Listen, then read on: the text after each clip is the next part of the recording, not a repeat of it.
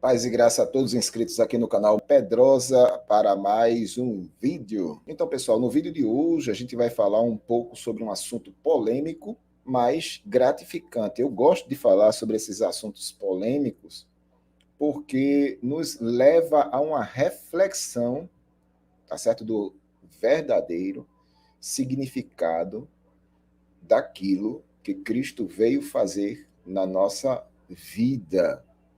O que Cristo veio fazer nas nossas vidas, tá certo? Nos livrar da condenação, nos libertar dos pecados. Então eu gosto muito desses assuntos polêmicos para tentar chegar a um denominador comum. E é isso que a gente vai fazer aqui no vídeo de hoje, chegar a um denominador comum dentro dessa matéria. Afinal de contas, Caim tinha livre-arbítrio quando matou seu irmão? Caim tinha livre-arbítrio? Podemos dizer que o ser humano hoje, ele tem livre-arbítrio? Existe a possibilidade do ser humano hoje manifestar liberdade para escolher entre o bem e o mal? O que é que a Bíblia diz sobre este assunto? E é justamente isso que a gente vai trabalhar no vídeo de hoje. Antes de começar a falar sobre essa matéria, eu queria convidar você que ainda não é inscrito aqui no canal a se inscrever, ativar as notificações, deixar um comentário. Se possível, compartilhe esse vídeo aí para mais e mais pessoas, tá bom? E deixa também a sua opinião aqui no chat. Eu estou olhando para o chat e deixa a sua opinião aqui. Então, livre-arbítrio é um assunto polêmico, como eu já falei. Eu vou usar alguns livros. Estou aqui com o livro Nascido Escravo, do Martinho Lutero, ok? Nascido Escravo. Tem até o livro que eu poderia até usar aqui, o Sola Gratia, tá aqui, ó, do R6 Pro, que eu poderia até usar aqui. Tem algumas matérias também que vão me dar suporte, subsídio teológico para esta argumentação que eu vou construir aqui. Eu gostaria que você prestasse bastante atenção. Caim tinha, de fato, livre-arbítrio? Então vamos dar uma olhadinha aqui. No texto, eu vou chamar o texto, eu estou com a definição aqui, organizada, mas eu vou chamar o texto que se encontra em Gênesis capítulo de número 4, a começar do versículo de número 6, ok? Eu vou dar um zoom aqui para a gente trabalhar um pouco sobre esse texto, porque é através desse texto é que a gente vai montar a nossa percepção sobre o assunto que envolve Caim. Muitas pessoas usam esse texto de Caim para tentar provar a existência de um possível ou um suposto livre-arbítrio, ok? Vamos lá. O que é que diz no texto aqui? Então o Senhor abordou Caim, dizendo, né? Por que estás furioso? E por qual motivo teu semblante está transtornado? Aí vem agora as afirmações de Deus, né? Se procederes bem, não é certo que serás aceito. Deus conhece isso aqui. Se procederes bem, não é certo que serás aceito. Entretanto, se não fizeres, sabes que o pecado espreita a tua porta e deseja destruir-te. Cabe a ti vencê-lo. Você tem que controlar esse desejo, que é o pecado. Ok? Então, o que é que está acontecendo aqui? Deus está instruindo Caim a tomar uma boa decisão, a fazer uma boa escolha. Ok? Aí as pessoas, erroneamente, usam esse texto para tentar provar a existência de um possível livre-arbítrio. Mas, na realidade, podemos dizer que Caim, aí no texto, ele usou o livre-arbítrio. Deus estava oferecendo a Caim a possibilidade de fazer escolhas livres. livre-arbítrio, então, para uma boa compreensão sobre esse assunto, a gente precisa definir o significado do termo para termos um entendimento claro, um entendimento melhor do que seria propriamente livre-arbítrio. Ok? Deixa eu dar zoom de novo, porque a gente vai entrar agora em algumas definições. Tá aqui. Definição de livre-arbítrio. Essa é uma definição teológica, viu, irmãos? E ela é aceita em todos os campos acadêmicos. Isso aqui não é uma definição do dicionário, porque a definição do dicionário parte do princípio da mentalidade de pessoas que não têm uma perspectiva teológica. Essa definição de livre-arbítrio aqui é dentro de um campo teológico, na perspectiva de quem foi regenerado pela graça de Deus. Então, eu não estou trazendo aqui uma definição do dicionário Aurélio, não. O dicionário Aurélio vai trazer a definição de livre-arbítrio dentro de uma perspectiva, no campo de visão, de uma pessoa que não foi regenerada no entendimento. A gente está trazendo aqui uma definição clara dentro de um campo teológico. Então, diz assim: livre-arbítrio é a capacidade dada por Deus aos seres criados por ele, sejam anjos, sejam seres humanos, para que estes escolham livremente, isentos de influências internas ou externas, podendo até mesmo contrariar a própria natureza no processo. Então, antes de ir para o exemplo, eu queria só explicar aqui essa definição, que no livre-arbítrio, os agentes em questão, eles não sofrem influências internas e externas nas escolhas. Não somente isso, mas eles podem até mesmo contrariar sua própria natureza no processo. É a capacidade que o livre-arbítrio tem, que o livre-arbítrio dá, dos agentes em questão contrariar a própria natureza. Aí vem o exemplo. Adão escolheu desobedecer, tendo a natureza ainda santa, sem ao menos ter o conhecimento ou o entendimento do que era pecado. Tá certo? Eita, eu pulei lá para baixo. Então, é essa a definição de livre-arbítrio. Os anjos, da mesma forma, os anjos escolheram desobedecer a Deus, tendo natureza santa e não tendo conhecimento do pecado. Isso é livre-arbítrio, é você escolher isento de influência, nada vai influenciar você. E na mesma proporção em que nada lhe influencia, você consegue, o agente em questão consegue contrariar a própria natureza no processo. Isso é livre-arbítrio. Vamos olhar agora para a questão de Caim.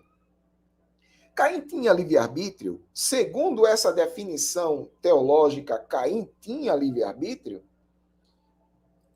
Caim foi influenciado? Se Caim foi influenciado no processo, então, já de cara, pela definição, a gente percebe que Caim não tinha livre-arbítrio. Vamos voltar de novo para o texto e vamos lá ver no texto se Caim sofreu alguma influência. Então, aqui o texto, então o Senhor abordou Caim. Porque está furioso o teu semblante? Né? Qual motivo estás transtornado? Se procederes bem, olha as influências de Deus já aqui, ó, se você proceder bem, Deus influenciando Caim, para que este procedesse bem, tá certo?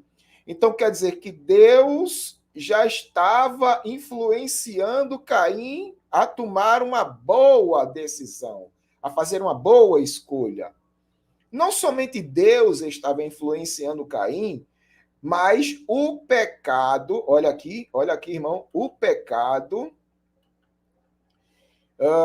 Espreita a tua porta e deseja o que, irmão? Dominar-te, destruir-te. Cabe a ti vencê-lo. Olha, também Deus mostrando que o pecado estava influenciando Caim a fazer aquela escolha.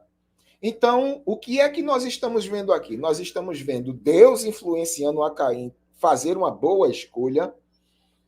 Nós estamos vendo o pecado influenciando Caim para que Caim fizesse uma péssima escolha. E quando a gente recorre aos evangelhos, aliás, às cartas apostólicas, a gente também vê aqui, ó, olha que coisa interessante. E não sejamos como Caim, que pertencia a quem, irmão? Ao maligno, e assassinou seu irmão. E por que o matou? Porque suas obras eram más. Sua natureza, quando está falando de obras aqui, irmão, está falando da natureza humana. Sua natureza era maligna. Então, nós entendemos que Caim, além de sofrer influência de Deus, sofreu influência do diabo e sofreu influência da sua própria natureza. Então, Caim fez o que fez por conta das influências que sofreu nas suas escolhas. Sendo assim, concluindo, não era livre-arbítrio. Caim nunca expressou livre-arbítrio para fazer aquilo que ele fez. Como eu mostrei aqui na definição teológica, o livre-arbítrio é a capacidade dada por Deus aos agentes criados, anjos ou seres humanos, para que estes escolham livremente, sem ser influenciados no processo, direta, indireta, externa, internamente, visível ou invisível. O agente em questão, ele não sofre influência no processo. Isso é livre-arbítrio.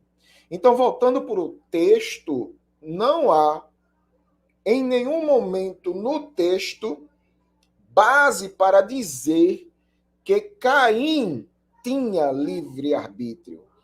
Caim escolheu fazer o que fez por influência direta tanto do diabo, João capítulo 3, né? Primeira carta de João capítulo 3, influência do diabo e também influência da sua própria natureza. Até o próprio Deus estava dizendo, o pecado jaz à porta e quer dominar-te. Então, Caim estava sofrendo influência de todas as áreas, externas, internas, visíveis, invisíveis, direta e indiretamente.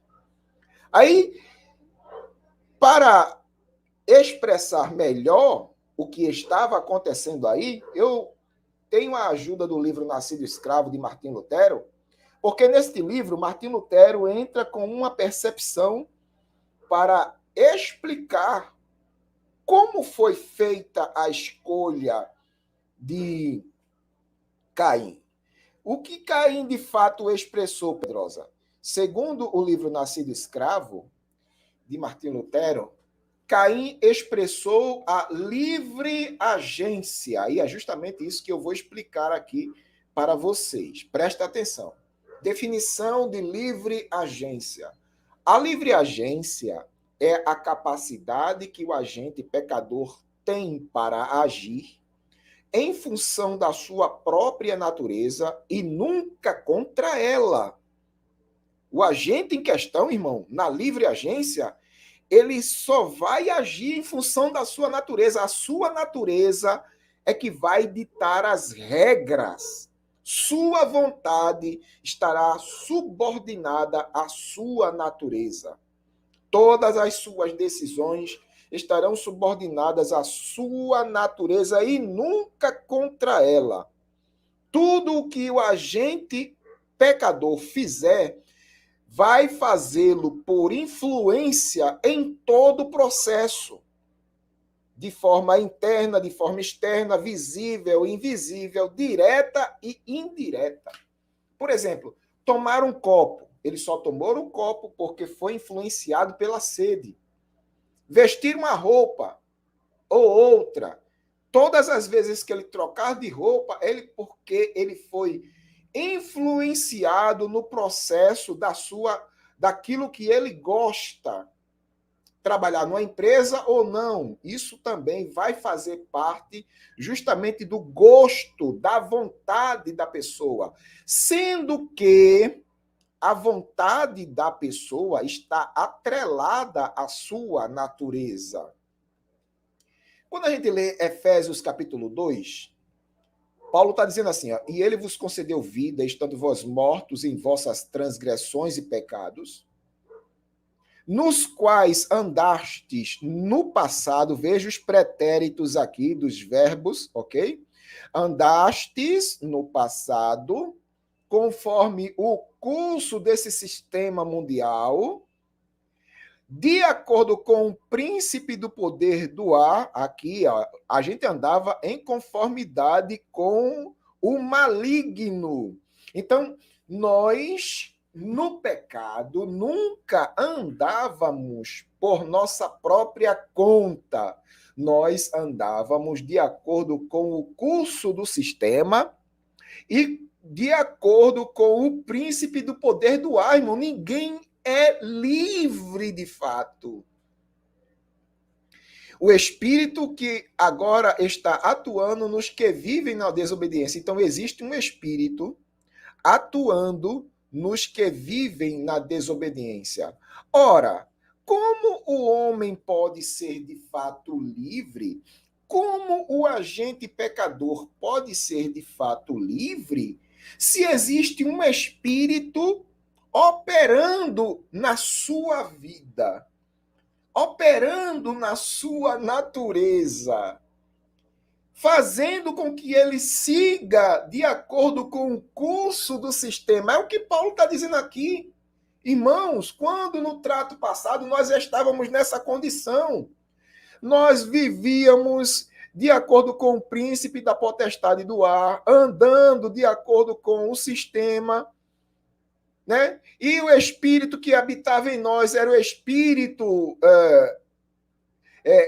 esse príncipe da potestade do ar, né? O espírito que agora opera nos filhos da desobediência. Aí Paulo ainda completa aqui, ó, olha que coisa linda. Anteriormente, Paulo está falando do trato passado, tá certo? Quando nós éramos pecadores sem a graça. Quando nós éramos pecadores sem a graça, todos nós também caminhávamos entre eles, fazendo o quê, Pedrosa? Olha agora, olha, buscando satisfazer as vontades da carne, seguindo o quê? Seus desejos e pensamentos, e éramos, por natureza, destinados à ira, como os demais. Tem uma tradução que diz como os demais. Então, nós éramos, por natureza, destinados à ira. Por quê? Porque andávamos buscando satisfazer as vontades da carne. Então, voltando aqui, só para a gente enriquecer o diálogo, todo agente pecador no pecado, ele é escravo da sua própria natureza e ele não tem domínio sobre ela. Ninguém no pecado é capaz de escolher não pecar e atingir este objetivo. Ninguém é capaz, ok? Ninguém é capaz. Todos os que estão atrelados ao pecado vão seguir o curso do sistema. E toda a escolha que eles fizerem, eles irão fazer de acordo com a sua própria natureza. Ou seja, ninguém é capaz de dominar a sua própria natureza estando no pecado. E Paulo, olhe, eu vou provar isso aqui. Paulo fala sobre isso em Romanos 7. Estão lembrado? Romanos 7, está aqui, ó. Paulo fala sobre isso em Romanos 7. Olha que coisa linda. Pois não compreendo o meu próprio modo de agir.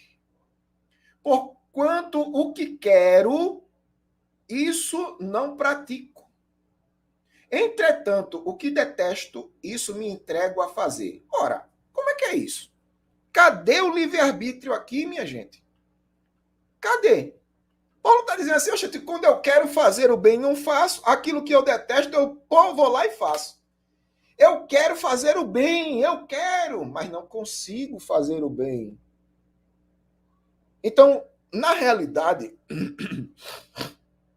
desculpe, a melhor definição para esta polêmica é dizer que no pecado, o agente em questão, o agente pecador, ele é livre para agir sempre em conformidade com a sua própria natureza. É o que está aqui no livro Nascido Escravo, de Martinho Lutero. Eita, tá difícil pegar aqui, né, irmão? Deixa eu ver. Opa! Nascido Escravo, Martinho Lutero. Então, não há a mínima possibilidade de acreditar na existência de um livre-arbítrio visto por causa da sua definição. Paulo ainda prossegue aqui, ó, coisa linda. Eu ainda não terminei, não. Aí Paulo diz assim, ó, ora, se faço o que não desejo, tenho que admitir que a lei é boa. Neste sentido, não sou mais eu quem determina o meu agir. Olha para aqui, irmão. Irmão, olha, Paulo está dizendo aqui, ó, neste sentido, não sou mais eu que determina meu modo de agir, mas o pecado que habita em mim. Oxente, como é que é isso? Quem determina o quê? A minha vontade ou a minha natureza? Paulo está dizendo aqui, ó, mas o pecado que habita em mim é que determina o meu modo de agir. Vou repetir de novo. O pecado que habita em mim determina o meu modo de agir. É o texto, eu não estou fugindo do texto. O pecado que habita em mim determina o meu modo de agir.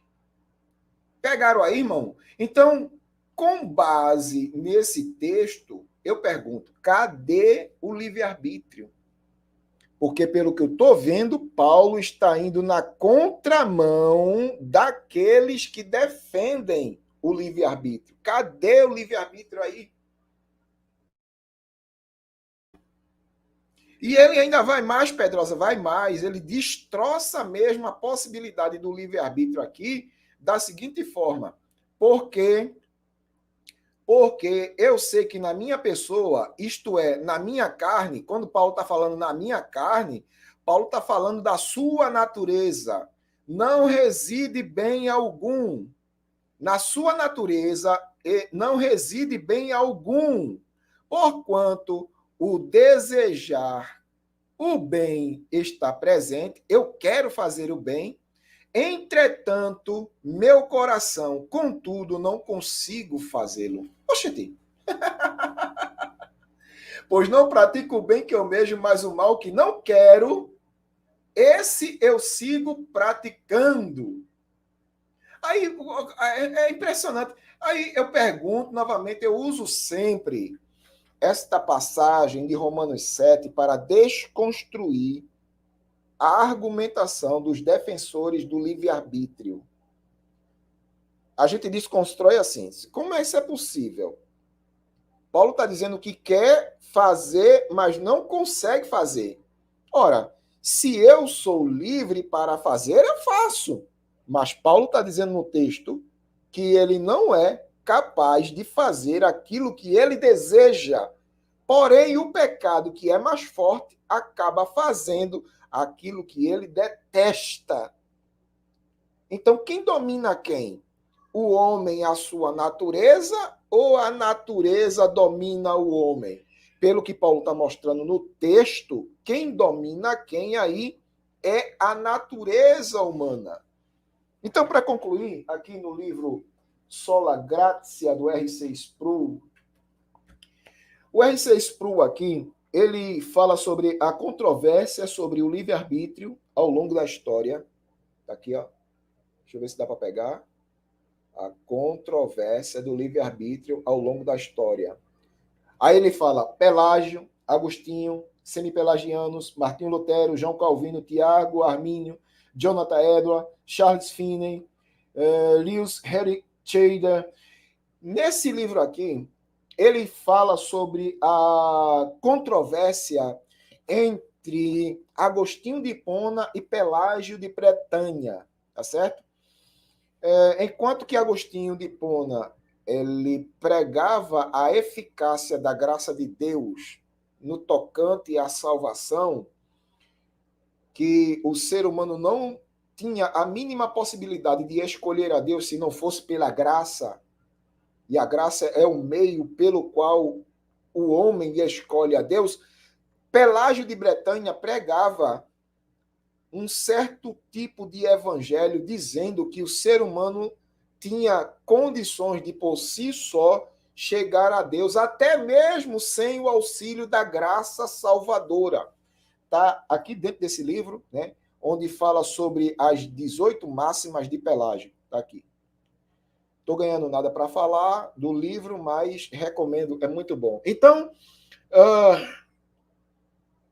como o homem pode ir a Deus sem o auxílio da graça? Isso é possível? Pelágio traz uma abordagem da seguinte forma, de que pessoas no Velho Testamento, após a queda, também se inclinaram para Deus. Também se inclinaram para Deus. Já Agostinho rebate essa percepção, porque Pelágio usa esse argumento para mostrar que, olha, sem o auxílio da graça de Deus, se o homem, depois da queda, está em depravação radical, em depravação total, como queiram, algumas pessoas são mostradas no livro de Gênesis tendo a possibilidade de, mesmo estando em depravação, se inclinar para Deus. No caso de Abel, os filhos de Sete, os filhos de Enos, Enoque e Noé. Então, Pelágio usa essa argumentação para dizer, olha aí, tá vendo aí? Pessoas estando em depravação, eles conseguiram olhar para Deus e até mesmo andar com Deus, como Enoque. Enoque, após a queda, todos não ficaram depravados. Então, Enoque, mesmo estando em depravação, ele andou com Deus. Só que Agostinho trabalhava a perspectiva da graça. E dentro da patrística, quando Agostinho fala sobre livre-arbítrio, ele usa a construção teológica da graça de Deus, aquela graça comum, uma graça preveniente, pode ser também. Eu tenho um entendimento de graça preveniente diferente do entendimento arminiano. Depois eu vou tocar nesse assunto. E Agostinho desconstruiu o pensamento de Pelágio da seguinte forma: foram todas as pessoas que olharam para Deus ou algumas pessoas selecionadas nas Escrituras? Então, a graça preveniente de Deus sobre a vida de algumas pessoas foram para que estas atingissem propósitos específicos. Sempre quando você vê alguém se inclinando para Deus, era para que alguma coisa específica acontecesse. Então, era uma ação de Deus impedindo certas pessoas, aliás, capacitando certas pessoas a cumprir propósitos específicos da parte de Deus. Seja Abel, seja os filhos de Enos, os filhos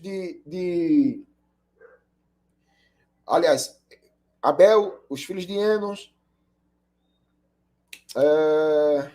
Eita, fugiu. E Noé, Enoque e Noé, essas pessoas foram usadas por Deus para propósitos e objetivos específicos. Porém, a graça comum que Agostinho sempre trabalhou era o meio que Deus usava no passado e ainda usa, que impede, enquanto que a graça preveniente de Deus era para que pessoas específicas cumprissem um propósito de Deus no passado, a graça comum é o meio pelo qual Deus impede que o homem chegue à última instância da malignidade. A última instância da malignidade. Ou seja, se transforme num demônio. Não é isso? Então, assim, no passado, pessoas eram capacitadas por Deus e, através dessa capacitação da graça comum ou preveniente, essas pessoas olhavam para Deus. Então, Agostinho de Hipona quebrou o argumento de Pelágio no tocante a isso. Aí vieram os semi-pelagianos, diferente de Pelágio, do argumento de Pelágio, e já construíram de forma diferente. E ainda hoje existem pessoas que defendem livre-arbítrio dentro de uma cosmovisão puramente pelagiana. Outros não têm assim uma percepção do que é livre-arbítrio dentro de uma perspectiva arminiana. Eu queria até mostrar aqui uma coisa. Eu estou aqui com as obras de Armínio aberta. Deixa eu pegar aqui as obras de Armínio aberta. Eu estou na página... Isso aqui é PDF, viu, irmão? Na página 284, falando sobre o livre-arbítrio. E aqui está dizendo... Eita!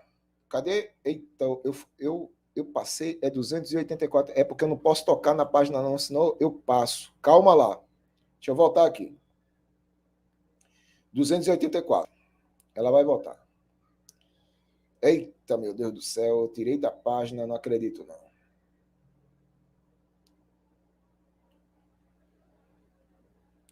Duzentos e oitenta e dois, 284. Deixa ela voltar aqui. Tá voltando, pronto. Tá voltando. O meu sistema está um pouco lento, mas vai voltar. Sobre o livre-arbítrio, tá aqui, ó. Aí o que é que Armínio fala sobre o livre-arbítrio? Esta é a minha opinião a respeito do livre-arbítrio do homem. Em sua condição primitiva, tendo vindo das mãos do Criador, o homem foi dotado com uma porção de conhecimento, santidade e poder para capacitá-lo a entender, estimar, considerar, desejar e fazer o bem, de acordo com o que lhe foi dado como missão. Isso aqui é falando de Adão, tá certo? Adão antes da queda. Agora, Adão depois da queda. No entanto, ele não pode... Aliás, isso ainda é Adão. No entanto, ele ainda não podia realizar nenhum desses atos, exceto com o auxílio da graça divina. Veja a percepção de Armínio que se encaixa justamente naquilo que a gente defende. Eu, como monergista, defendo isso aqui. Mas, agora, é a percepção da queda. Mas, em seu estado de descuido e pecado, o homem não é capaz de pensar, nem querer, ou fazer por si mesmo o que é realmente bom, pois é necessário que ele seja regenerado e renovado em seu intelecto, afeições, desejos e em todos os seus poderes, por Deus, em Cristo, por intermédio do Espírito Santo, para que, vamos lá para cima, para que possa ser corretamente qualificado para entender, estimar, considerar, desejar e fazer aquilo que realmente seja bom. Está entendendo? Então, para Armínio, aqui dentro dessa definição, só Adão tinha livre-arbítrio. Só Adão tinha a capacidade de escolher. Porque na definição que Armínio está dizendo aqui, quando ele peca, ele perde a capacidade cognitiva e cognitiva de entender aquilo que é bom e aquilo que é mal. É por isso que Paulo diz assim: não há um justo sequer, não há quem busque a Deus, não há quem entenda e não há quem pratique o bem. Está entendendo? Eu gosto muito de trabalhar essas percepções aí, justamente por quê? Porque elas são tão claras em mostrar a incapacidade, até o próprio Armínio, ele fala isso, que o homem é incapaz de tomar qualquer decisão, fazer qualquer bem, sem que seja capacitado ou regenerado no entendimento, no intelecto. Está aqui, olha aí. Armínio mesmo disse isso, está aqui no livro, aqui. Deixa eu baixar aqui, ó. Deixa eu voltar para cá. Aqui, ó. Mas em seu estado de descuido e pecado, o homem não é capaz de pensar, nem querer ou fazer por si mesmo o que é realmente bom, pois é necessário que ele seja regenerado e renovado em seu intelecto, afeições e desejos, e todos os seus poderes por Deus em Cristo por intermédio do Espírito Santo. Então, para Armínio, o agente pecador só vai manifestar uma liberdade na sua escolha se ele for, de novo, regenerado no entendimento. É por isso que, na percepção monergista, aí está até aqui no canal, eu coloquei falando sobre monergismo e sinergismo, depois você veja esse vídeo.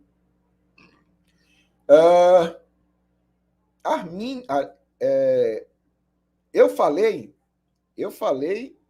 que o sinergista, ele acredita, aliás, o monergista, ele acredita que Deus trabalha sozinho no processo da mecânica da salvação. Deus trabalha sozinho, porque não existe nada no homem que contribua para que ele seja salvo. Não existe. E segundo a definição do próprio Armínio, isto é uma verdade. Isto é uma verdade.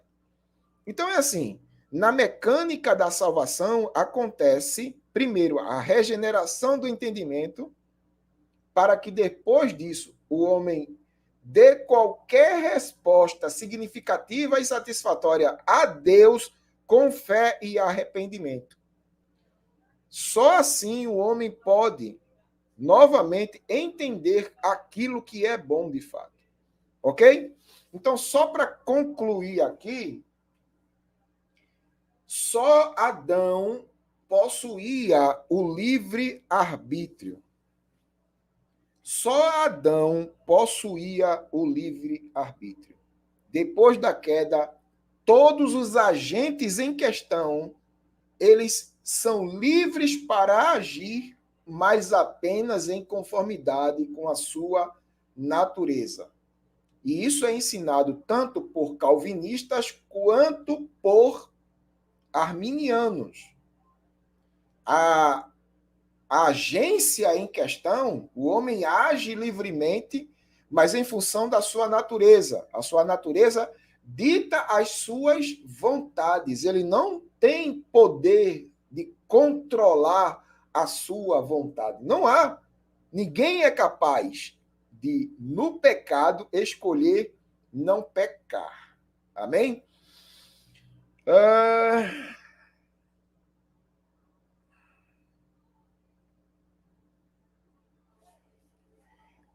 O Dário está me fazendo uma pergunta aqui, mas essa pergunta que você me fez, ela vai se encaixar em um outro tema. Um outro tema falando sobre a graça resistível ou a graça irresistível. A gente vai falar sobre isso aqui, tá certo, Dário? O meu tema de hoje é justamente falando sobre livre-arbítrio. Se Adão, aliás, se Caim de fato tinha livre-arbítrio, porque muitas pessoas usam esse texto de Caim para tentar provar um suposto livre-arbítrio. Porém, toda escolha motivada por uma causa a escolha está subordinada à causa que a motivou. Então, ela não é livre, ela é subordinada a uma causa. Está entendendo? Escolha para ser livre, ela não pode sofrer influência causal. O livre-arbítrio é autocausal. Ele auto se causa e não sofre uma causa para motivar a sua escolha, na direção é que ela vai. Não. Toda escolha que sofre influência, ela está subordinada à influência que a causou. Ok? É isso que eu quero que vocês entendam. E outra coisa, faz-se uma confusão absurda.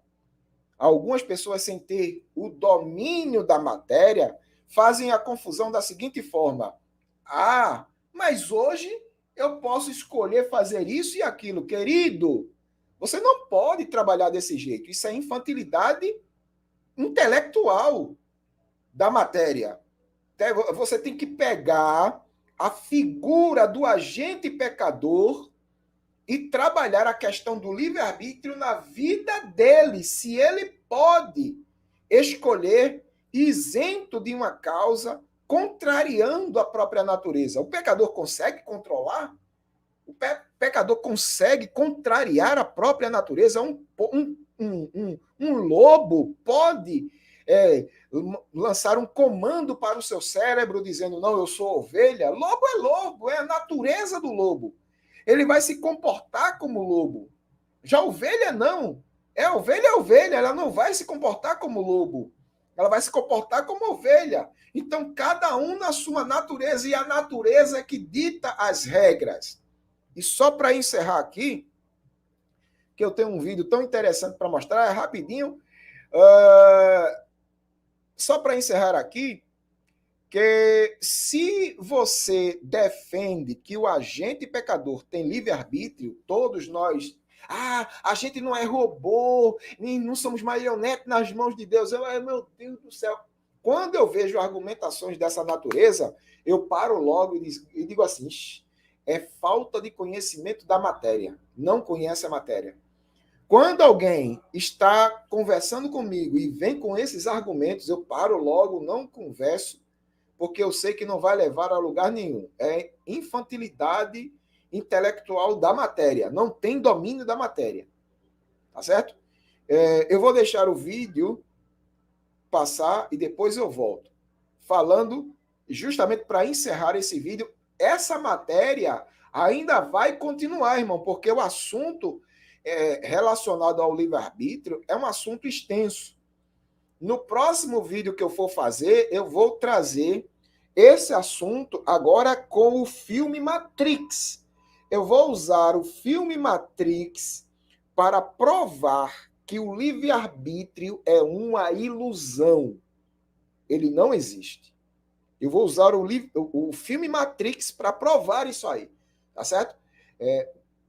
Deixa passar algumas matérias aí, eu vou trazer este assunto novamente usando o filme Matrix. Mas o que eu quero usar aqui agora para encerrar é este vídeo aqui. Dê uma olhadinha nesse vídeo.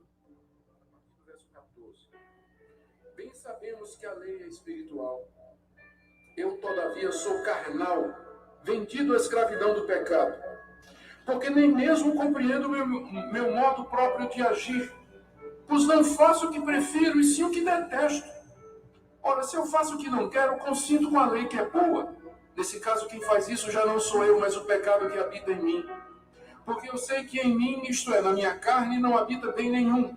Pois querer o bem está em mim, não porém efetuá-lo. Porque não faço o bem que prefiro, mas o mal que não quero, esse faço. Mas se eu faço o que não quero, já não sou eu quem faz, e sim o pecado que habita em mim. Paulo aqui está descrevendo como se fosse a experiência dele, a angústia que vive uma pessoa que sabe a vontade de Deus, que tenta fazer pelo seu próprio esforço e não consegue. Olha o que ele diz. Verso 15. Verso 14 ele começa admitindo, a lei é espiritual, mas qual é o problema? Que eu sou carnal, eu sou vendido na escravidão do pecado. estou agrilhoado, estou preso aos desejos pecaminosos que foram provocados pela lei. Estou preso, sou escravo do pecado. É isso que ser escravo significa. O escravo não tem vontade própria. O escravo faz a vontade do seu patrão. E ele está dizendo que ele é escravo do pecado. Portanto, ele não faz o que ele quer. Ele faz um pecado o tempo todo, mesmo sabendo que está errado e mesmo querendo fazer o certo. Mas ele não encontra forças, ele não tem liberdade. Como ele diz no verso 15, eu não compreendo o meu modo de agir, pois eu não faço o que eu prefiro, e sim o que eu detesto. Ele descobre no dia a dia que ele faz não aquilo que ele prefere, porque ele entende, ele sabe que a lei é justa, santa e boa, mas aquilo que exatamente a lei diz para ele não fazer, ele faz o tempo todo, porque ele é escravo do pecado.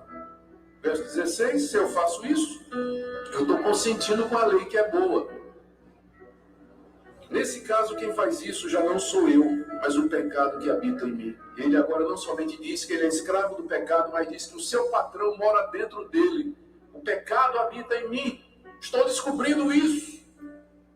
Não somente sou escravo, mas há um patrão que está dentro de mim. Verso 18, eu sei que em mim, isto é, na minha carne, não habita bem nenhum, pois querer o bem está em mim, não porém o efetuá-lo. Pecado habita em mim. Eu quero fazer o bem, querer o bem. Eu posso querer, eu desejo, eu almejo, eu penso, eu vejo, eu entendo que eu tenho que não olhar para a mulher do próximo, não cobiçar nada do próximo, eu tenho que me contentar com as coisas que tenho, eu não posso furtar, eu não posso matar, eu tenho que dar a Deus o primeiro lugar, mas eu simplesmente não consigo. Não consigo ter um poder maior dentro de mim que me escraviza ao pecado e me faz quebrar a lei de Deus. Verso 19. Porque não faço o bem que prefiro, mas o mal que não quero, esse eu faço. Verso 20. Se eu faço o que não quero, já não sou eu quem faz, e sim o pecado que habita em mim. Fale de livre-arbítrio agora. Eis aqui o seu livre-arbítrio. Aqui você tem um homem, conhecedor da lei de Deus, da vontade de Deus, que quer fazer a vontade de Deus, mas não é livre. Ele não consegue. O seu arbítrio está escravizado ao pecado, está amarrado à natureza pecaminosa. Olha aí. Essa foi uma das coisas que os reformadores entenderam, que o homem não tem mais livre-arbítrio depois da queda, porque o seu arbítrio, o seu querer e a sua vontade estão inclinados ao mal, está acorrentado ao mal. Ele não pode fazer a vontade de Deus, não pode agradar a Deus, não pode nem se preparar para isso. É isso que a lei provoca, o conhecimento da nossa impotência. E você sabe que eu estou certo, é só examinar a sua consciência. Quantas vezes você pecou contra a luz que você tem? Você sabia que era errado e você fez do mesmo jeito. E quantas vezes você sabia qual era a coisa certa para você fazer, mesmo assim você fez a coisa errada. Você não peca na ignorância. Você sabe exatamente o que você está fazendo e faz da mesma forma. A história e a sua consciência e a escritura confirmam isso. Essa é a razão pela qual Deus nos deu a lei, para mostrar a nossa impotência. Amém? Ô, glória. Pronto, é isso que eu queria mostrar para vocês, tá certo? Acerca desse assunto, eu vou trazer outros assuntos relacionados a esta temática. No próximo vídeo, eu vou falar sobre a ilusão do livre-arbítrio usando o filme Matrix. Amém? Que Deus abençoe a todos, em nome de Jesus Cristo. Quero agradecer a presença de todos aqui no chat. Se você tem algum comentário sobre este assunto, deixa aqui nos comentários. E até um próximo vídeo, se assim Deus nos permitir. Ô, glória! Paz e graça a todos.